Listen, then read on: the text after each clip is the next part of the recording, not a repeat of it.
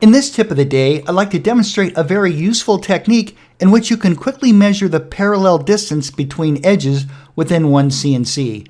Now this works great for solid models as well as wireframe geometry. Let's first start with a solid model. So let's bring our solid model layer back.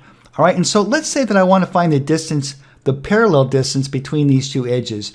All we have to do is quickly come down to the lower right-hand corner, select Verify, and then select the second option from the left. This is the Verify Distance command. Simply left-click, take your cursor, left-click on that edge, left-click on that edge, and there's the parallel distance right there, 1 1/8 inch. Let me give you another example. Let's head over here, left-click, and there's the parallel distance, 875 thousandths.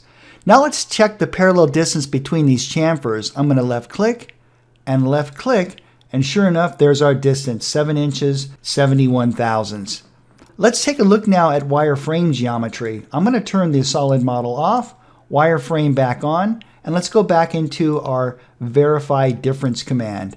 All I'm going to do is left-click, and there's the difference, 3 3/4 inches between those two parallel lines. Very, very easy and very useful command provided by OneCNC, and that's the Verify Difference command.